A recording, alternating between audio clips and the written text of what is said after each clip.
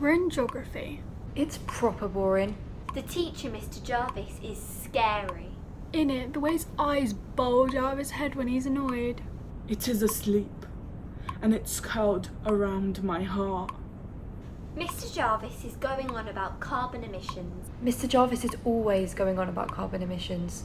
Mr. Jarvis really hates carbon emissions. It's important to understand that the Earth's climate is changing at an unprecedented speed.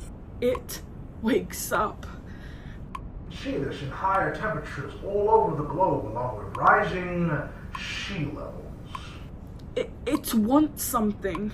We can see this in more frequent and severe floods, droughts, and storms. I don't know what it wants.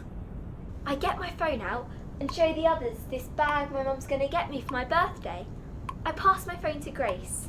Under the table, Anna Beauty, 1.1 million followers. This beautiful clutch bag makes the perfect travel bag, and it's only $49.99. We can see this in species extinction. Grace looks at the phone. Anna Beauty, #clutch, #WhatYouBuys, #bring on summer! Like the vaquita, which is the world's rarest marine mammal.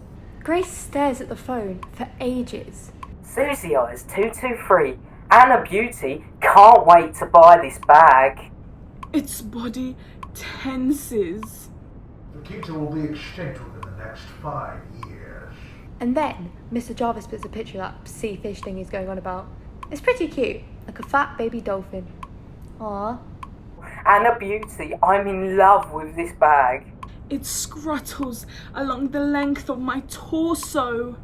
This small porpoise was only discovered in 1958, and here we are, 62 years later, about to lose them all. Forever. I want my phone back. Climate change is a catastrophe in waiting for all of us.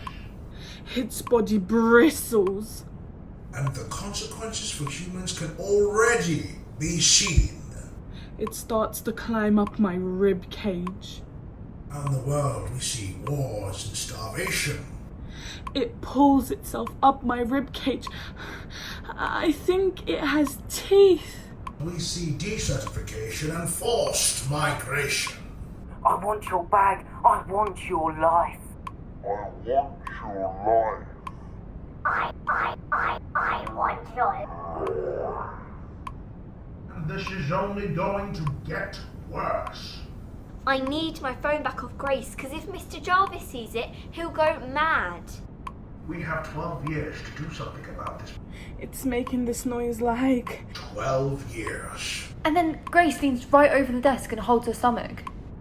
12 years for global leaders to take action. What's up, Grace? My question to you is... It's making this noise like... What can we do about it? Grace?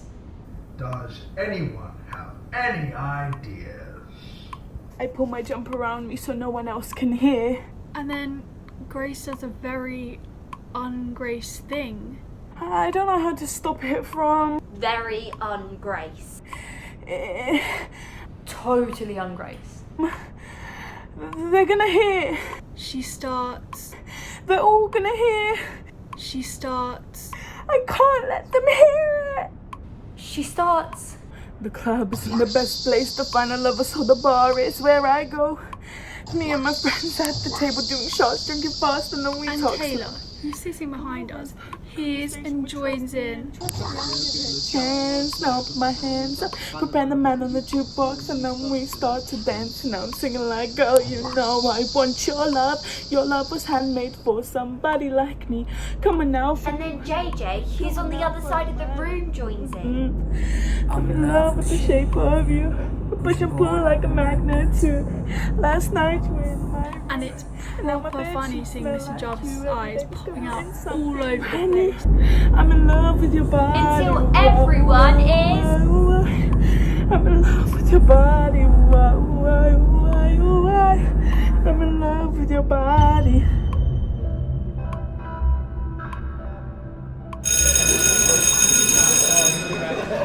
Grace, that it hisses and spits and growls.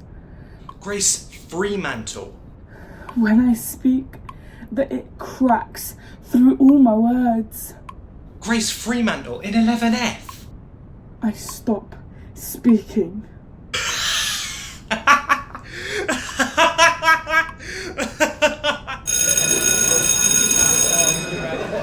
Me and Grace just got each other right from the start.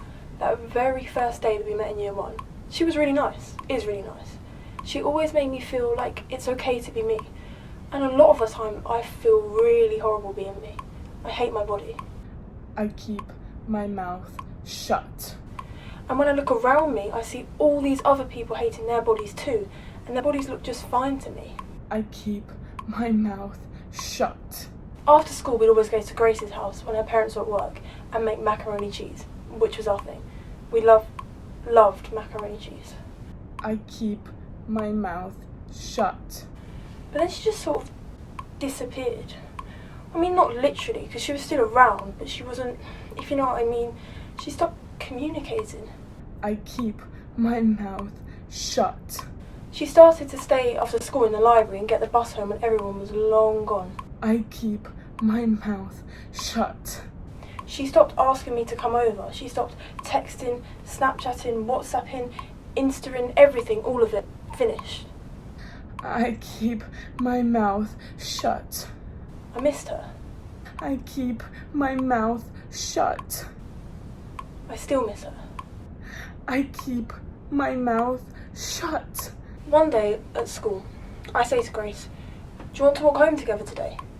I keep my mouth shut. We can walk home and then go to yours and make macaroni cheese. I keep my mouth shut. We can just hang out. I keep my mouth shut. Grace, I keep my mouth shut. don't you like me anymore? I keep my mouth shut. And she doesn't. I keep my mouth shut. And she doesn't say anything.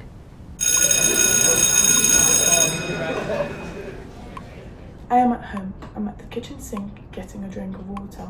It's resting. It occasionally rolls over and stretches along my abdomen. My mum comes in and puts the radio on to listen to the news. The latest victim of knife crime has been named as David Sanderson, a 14-year-old boy. It tenses. Witnesses say they saw David Sanderson being chased by 3 or 4 other youths. I don't know why, but I go right up to where the radio is. He is thought to have run into a local shop for help. Suddenly, without any warning, it moves up my shoulder and squeezes into my arm. We're scared for our children. There's a sharp pain in my hand. We're scared when our children go to school. There's a tiny cut in my hand. We're scared when our children are out of sight. There is blood in the palm of my hand. We need someone to do something. There's something sticking out the palm of my hand. He was 14, just a kid. It's like a thorn from a rose, but it's bright blue. That poor boy lying in his own blood. It's a claw. Why is no one doing anything? There's a claw sticking out the palm of my hand. Why does no one care? I tried to push it back in with my fingertip. That boy, terrified, screaming, knowing he's going to die. It won't go back in. Screaming for his mum. I go to the bathroom and close the bathroom door. I take my shoe off. The 5th teenage boy to be killed around here. I hit my hand with a shoe like a hammer. And no one in charge seems to give a toss. The claw resists. That poor boy. The claw resists. That poor, poor boy.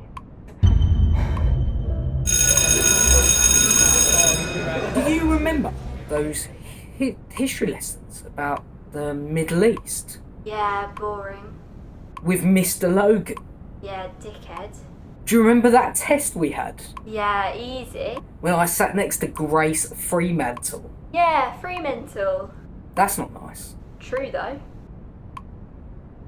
Anyway, In that test, she didn't even write an answer, didn't even pick up a pen, and didn't even open the paper. Maybe it was hard to pick up a pen with those woolly gloves on. Joke. I don't think that you should be making jokes about her. And I don't think we should be joking about her. Because, you know, if it happened to me, then, you know, I'd be very upset and, you know... Okay.